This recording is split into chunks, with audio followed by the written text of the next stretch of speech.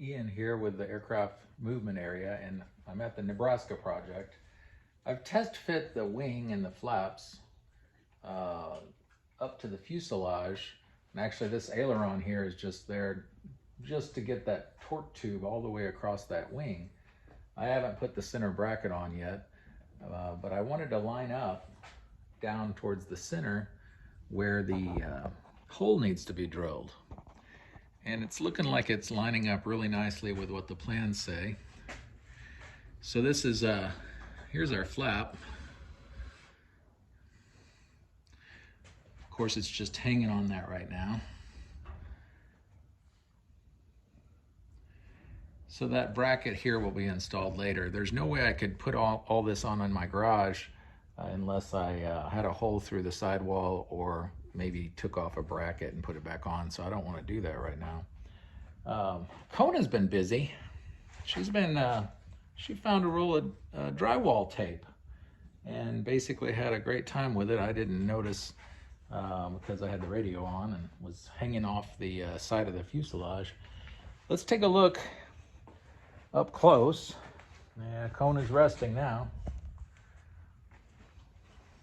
Did you have fun with the drywall tape earlier? Did you? Yeah. Well, anyway, so been moving around a lot. Here we see, this is the hole I'm going to drill here in just a minute for that torque tube. And then here is a little notch that's for the flap. And you can see that it goes to 30 degrees flap based on the way they've got this designed. Here's another view. So that torque tube just goes, here's the flap, goes through a bearing. And of course, the torque tube does not affect the flap because of the bearing. It only goes out towards the outer part of the wing to the aileron and affects that. Here's that flap connection. So that's where this little notch will be drilled. So this arm can move up and down, kind of a curved path to allow for flap deflection. So this bolt here is on that aileron torque tube and basically holds the assembly in the correct location. That's one of the supports. So that's what we're going to be drilling here in a minute. A little bit up close.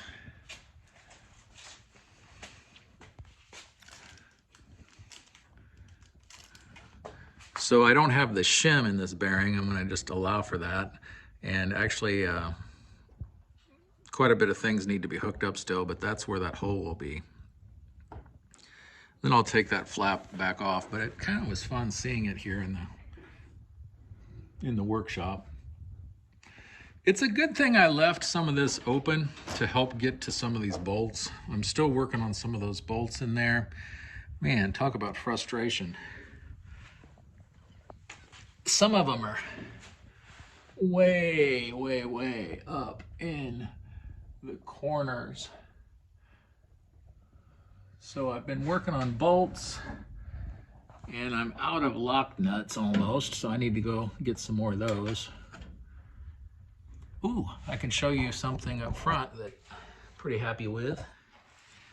I took the main windshield off. I mean, it wasn't really on in the first place, but I do have the side windows installed for the most part, other than some of the supports for it. They've been cut out. You can see kind of a nice view of the front without that window on there. I also cut out the skin for this side of the fuselage. That wasn't there. And I wanted to omit the door brackets for the door hinge, but these are gussets for the fuselage truss system. And I just figured it'd be easier to go ahead and keep them. I won't need these hinges, I don't think, because I'm going to use a piano hinge here instead of two separate hinges. And on the pictures of this thing flying, on like the plans, they show that. It's kind of entertaining how they show that kind of detail. I also don't know exactly how big this window is going to be. I might have to shrink it because of the flap, the way the flap assembly is. But I'm thinking about go ahead and riveting all that on just to get some riveting done, and then riveting the top so I can at least go up to here, and then I can get back up on top and start working on that window that I had in mind. But the other day, it's taken time to put some of these bolts together. You know, the aileron brackets have been put on both wings except for the center part. I'm gonna warm up this windshield, probably not today, and try to start, you know, bending it and getting it shaped very nicely for the installation on the front, because it's pretty thick plexiglass. And of course, Puff is gonna help me warm it up. That'll be great. I've made a few videos and haven't posted them because, I don't know. If any of the videos automatically stop somehow, it's because my thumb hit the button on my phone and I accidentally stopped the video. And I'm definitely not gonna go sit inside and edit these things and make all that fun stuff. My dad has let me borrow this drill press. This thing is giant. So I'm set up almost ready to drill those holes in the control arms. That'll be nice.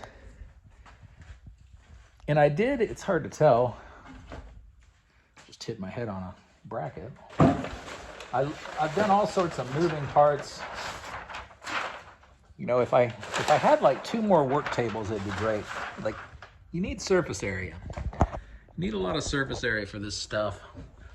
But I'm getting some of those control rods, the bolts lined up. You know, like surface area, this table saw, I moved this several times. And if I had more surface area, I would be able to leave it, walk across the room. And there's another issue. I need a welder. Don't really want to buy one, but I'm going to have to. Probably not going to post one of the videos I made. I'll just do it over again a little bit. This piece here is for the aileron, one of the, you know, aileron linkages. And so it has to be drilled out in the center and a dowel rod put on that. And it has to be welded together. Some of the parts, you know, this is it right here on paper. So this, I love the, you know, push pins are necessary, and then lots of wall space to be able to stick stuff on. But that's the dowel rod, the 4130, I guess it is. I don't know, steel basically. And it's welded there to go around that torque tube.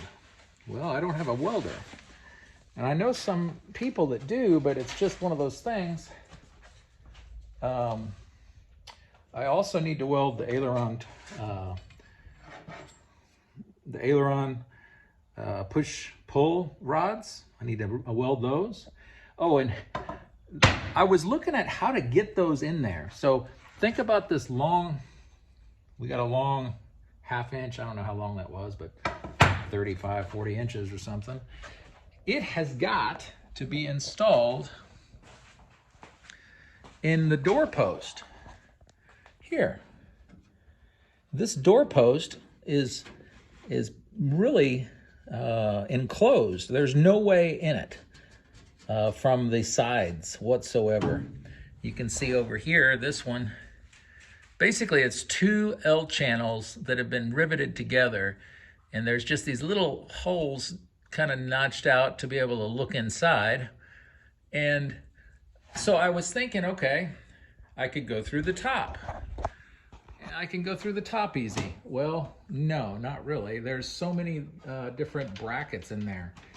I thought about going through the top, and then so I thought about going through the bottom. And after trying to go through the top, I took several things apart thinking it would be feasible, but no, it's gonna be better to go through the bottom. So basically, it's kind of entertaining. I'm glad the tail's not on here. So and the engine's not on there, so it's lightweight. Not today, but coming up pretty soon, I'm gonna basically lean this thing up. Hope I have enough room, I think I will, once it's leaned up, to push. I'll have to drill a small hole in the bottom and push that rod upward. Kona, what are you doing? What you doing? Do you want to play with the drywall tape since you had it out? Did you want to play with the drywall tape? No, not right now. One more thing, I guess I'll show you this. So I've got parts everywhere, little bits and pieces. I am making progress. Here's that. This will have to be welded at the ends also. This is the rudder push-pull rod. And the assembly here, I had to shape it like this in order to get clearance for when it goes and pivots. The pieces here would rub, and I've made it to where I can get plenty of range of motion. It'll rotate sufficiently without imbricating. Fancy word, right? Is that airplane language? Without, coming into contact here. I thought I was all done, but I realized that this actually needs to have a wider piece and another hole on each side of it for the tail wheel. Now here's the tail wheel connection, and Kona's getting started again. So there's little cables that come out of that fuselage to go here, and they're moved. Here's a side view. Hopefully you can see that. That's that bracket. And so this bracket, it's like the person who was building it before was planning on not using a tail wheel. So it stops here. I need to widen it and make a hole on each side for those cables. And I think what I'll do is weld a little extension piece on there rather than hook up the whole thing. My kids are like, why is the back like this? Why do you have the back open? Why can't you make it, closed up, look nice? Well, I've got to get in there to hook those cables up and then make a little access panel. But since this is almost made, I think I'll be able to weld on an additional side piece or two and use this rather than make another one. So here's a bunch of wing specific bolts. You can see most of my bolts are AN3, Army Navy 3, different sizes. And if you've never looked at these bolts, some of them have a drill hole through them for a little pin. Some of them don't. I forget how they code that. I think they put an A on the name, but I might be wrong. I need more castle nuts. I definitely need more AN4 bolts. AN4 is the next size up. One of the things that was given to me at the airplane place. Ooh, and I should do one of those promo things, right? Wicks. They gave me this, and this has helped a lot. Figure out what bolt sizes. You can get the diameter and you can get the length. So that's handy. They call them AN for Army Navy, evidently. That's what I know. Military spec, right? So they get bigger. But I need more AN4 bolts. And, talk about learning different things. When you come in here and stare at the wall, all the plans on the wall, and you look in the plan book, and then you look at the actual thing, Oh, another thing is for the first time in my life, I mixed up micro slurry. What in the world is that, right? By the way, I film these things figuring just my friends are watching and not people who know what they're, like air builders. It's just for fun and for my friends. I know a lot of people know what micro slurry is, especially those Rutan builders. But basically, it's micro balloons, little bitty glass beads in epoxy. And I think I've mixed it up pretty good. This is not too hard. I'll be able to sand it. And I was just trying to fill in some of the deep spots on this wing.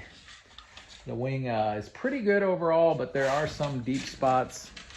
And I'll do it. This is just testing, so I'm going to do more later and better. And Kona's getting excited again. See, look at all this. Look at all this. Who made this mess? Who did this? You, Kona? Was that you? Was that you? Well, I'm glad it wasn't an airplane part.